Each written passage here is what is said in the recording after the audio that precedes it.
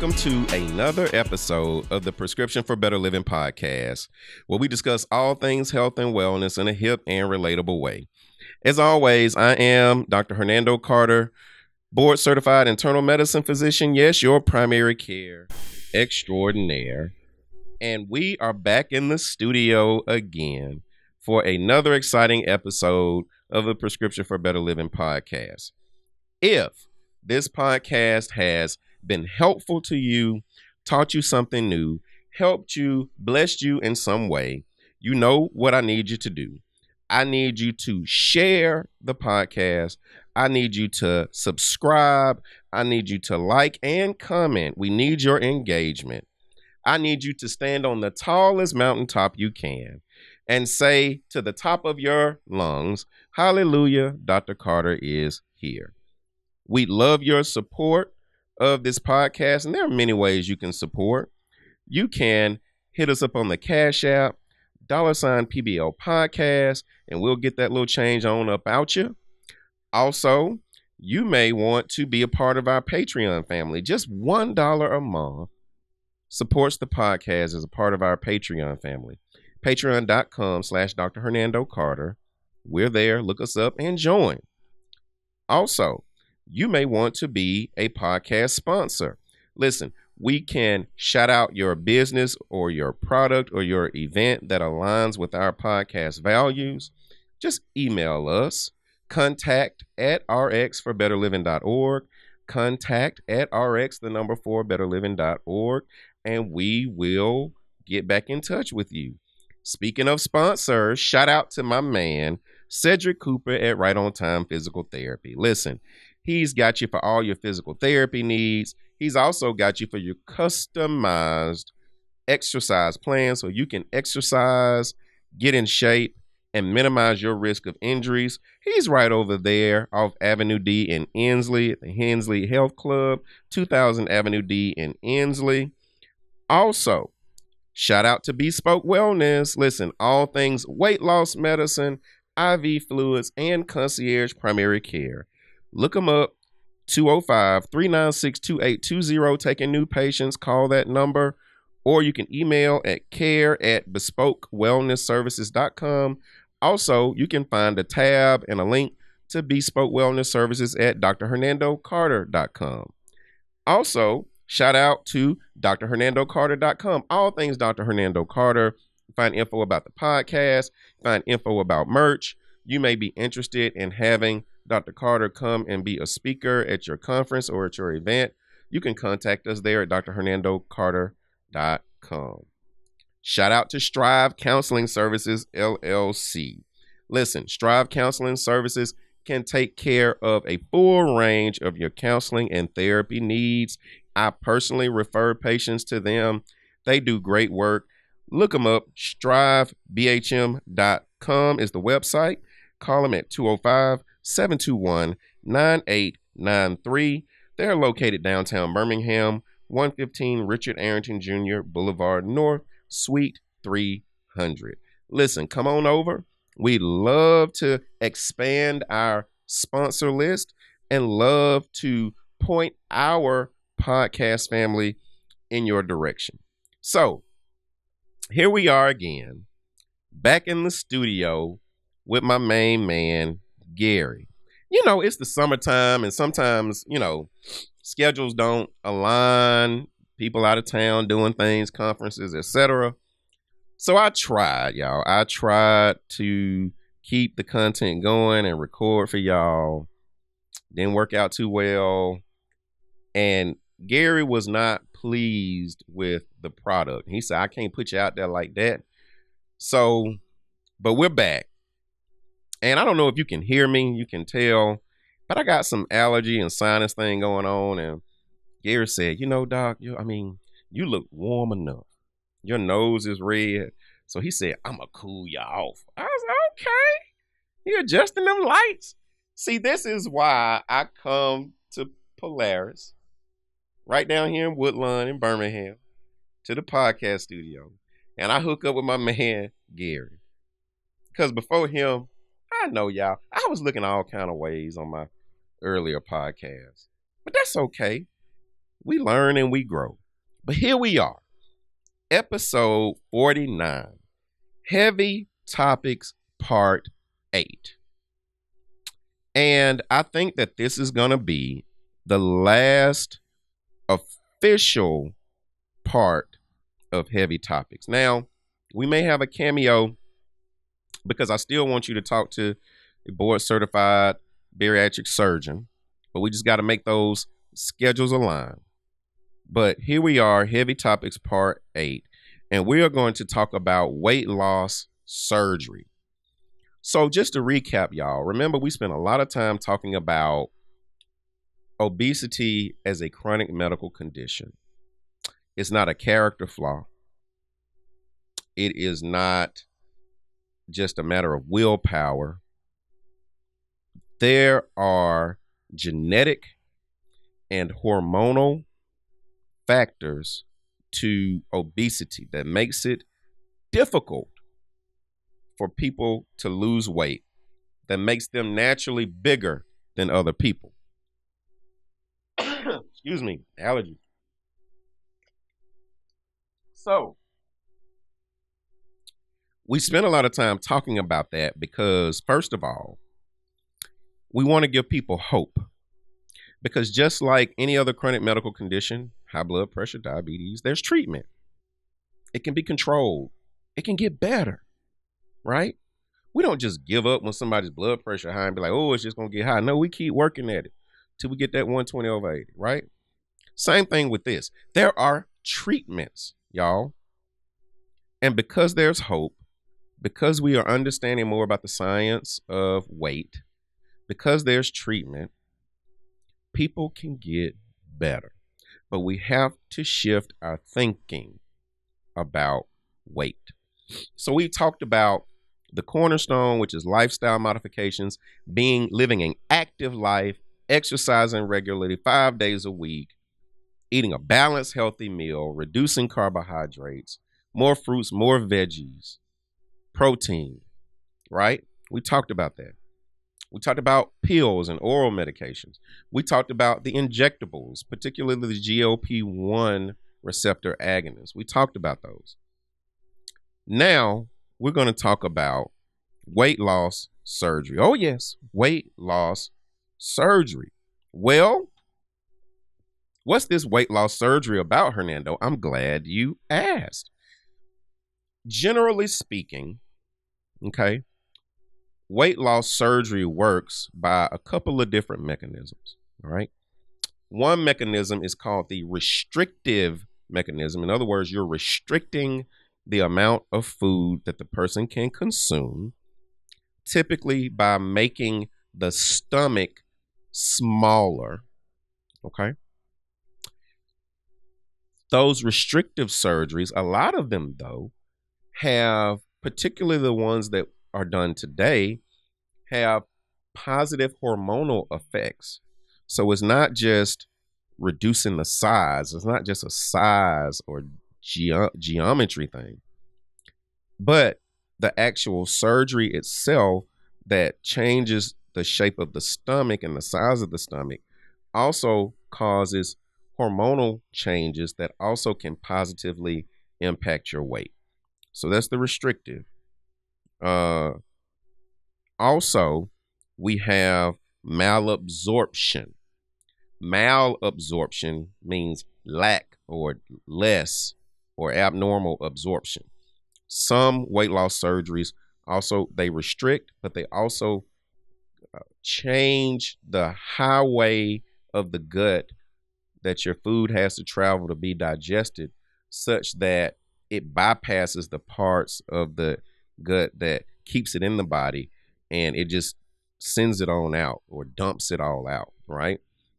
So in general, that's what it's called. And the technical name for weight loss surgery is metabolic and bariatric surgery. Metabolic and bariatric surgery. So what is the history of metabolic and bariatric surgery, aka weight loss surgery? I'm glad you asked. So many years ago, There was a king of Spain, and he was heavy. He was obese. It was said that he was so obese that he could not leave his bedroom. He couldn't even walk enough on his own to really ascend to climb up on his throne. He couldn't be carried on the horses and adored by people. So the physicians of that day did what was probably one of the first weight loss surgeries. They sewed his mouth shut. Crude, ain't it, Gary? Sewed his mouth shut. Sewed it shut. Just left a hole big enough so they can have like a straw where he could consume a liquid diet. And they gave him a little opium too. Help keep him comfortable. Well, it's said that the king at that time lost half his body weight. And he went from a bunch of men having to carry him everywhere he'd go to actually being able to walk, get on a horse, climb the stairs, and sit on his throne. So, but that was way back when, antiquity time, right? But the first gastric bypass surgery for the purposes of weight loss was done in 1966 by Dr. Mason. So let me tell you the origins of the gastric bypass surgery. Surgeons have been removing parts of the stomach even long before the gastric bypass surgery, but they were doing it for people who had gastric cancer, stomach cancer. So they would do a subtotal resection of the stomach, and what they noticed, the patients lost weight. So they said, we need to do something to help with obesity. We know that these people with stomach cancer, we take the part of the stomach out, they lose weight. Hey, can we do something to help with this obesity? So 1966, first gastric bypass surgery was done. And over the years, it's become safer. The techniques have improved. It's really become perfected. And in 1994, the first laparoscopic gastric bypass surgery was done by Dr. Whitgrove. So y'all know the laparoscopic, instead of cutting you all the way, they make little small incisions so they can put ports and they can operate. It's like minimally invasive, right? So they don't have to cut you all the way open. And now most of these weight loss surgeries are done laparoscopically. So again, what you're looking at with these weight loss surgeries is causing restriction, positive hormonal changes, and malabsorption.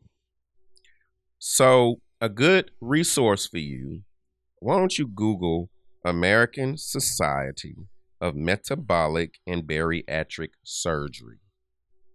American Society of Metabolic and Bariatric Surgery. And you can find a whole ton of information, more than you ever cared to read. It's a very common surgery. How common, Hernando? I'm glad you asked. In 2022, 280,000 weight loss surgeries were performed in our country. Of those 280,000, 57.1% were what we call the sleeve gastrectomy, and 22% what we call the gastric bypass or the Roux-en-Y gastric bypass. Okay? And there's a reason why I am talking about those two, because if you were ever a candidate for weight loss surgery, those would probably be the two options that you're presented with, because there are a whole lot of other ones, but in terms of safety, in terms of side effect profile and complications, these are the two, right? Sleeve gastrectomy and Roux-en-Y gastric bypass. Now, here's something interesting about the sleeve gastrectomy. In the sleeve gastrectomy, they remove about 75% of the stomach. So they leave you about 25%. Okay. When they remove that 75% of the stomach, there are particular parts of the stomach that they remove. It removes the fundus of the stomach. And that is important because the fundus of the stomach is involved in producing a hormone called ghrelin, Ghrelin. The fundus of the stomach has ghrelin producing cells. So you take out that part of the stomach, those cells are gone. The amount of that ghrelin hormone in your stomach decreases. Why is that important? Because ghrelin is what makes you hungry. So not only is it shrinking the size of the stomach, but it's causing a positive hormonal change by taking away those ghrelin producing cells and reducing the amount of ghrelin. I'm telling you, I'm tingling all over. You know why? Because right now, somebody for the first time is realizing that there are hormones in your body that make you feel hungry. And some people make more of that hormone than others. So there is a hormonal component to weight. So stop calling these people who are overweight and obese lazy. Because hell, a lot of them work out more than you. They just can't lose. Stop calling them lazy. So what else happens? Ghrelin levels go down. But do you remember from a couple of episodes ago when we talked about the injectables and we talked about the GLP-1s? So the ghrelin levels go down from this surgery. The GLP-1 levels go up, Gary. What does GLP do? Pop quiz, Gary. I ain't gonna put you on the spot. GLP-1 slows down the emptying of your stomach, makes you feel full quicker. It goes to the satiety centers of your brain and signals to your brain, I'm no longer hungry. It increases insulin levels to keep blood sugar in check. So this surgery causes that positive hormone change. It causes something called peptide YY levels to increase.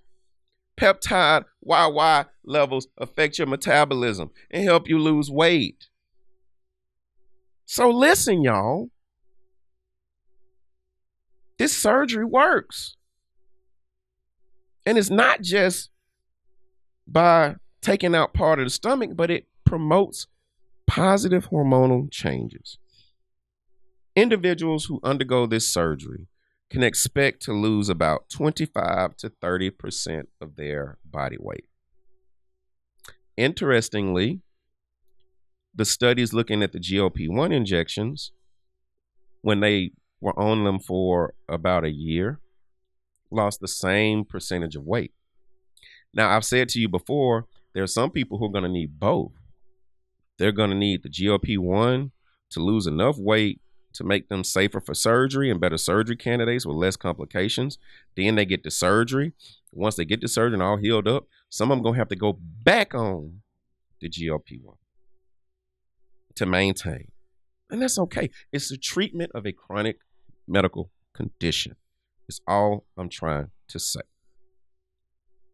And I think I've nerded out enough on this episode for you. But this has been another episode of the Prescription for Better Living podcast. As always, I am Dr. Hernando Carter, board certified internal medicine physician. Yes, I am your primary care extraordinaire. Saying wherever you go, whatever you do, stand on the tallest mountain top you can and exclaim to the top of your lungs, hallelujah, Dr. Carter is here. Until next time, Dr. Carter saying, I love you.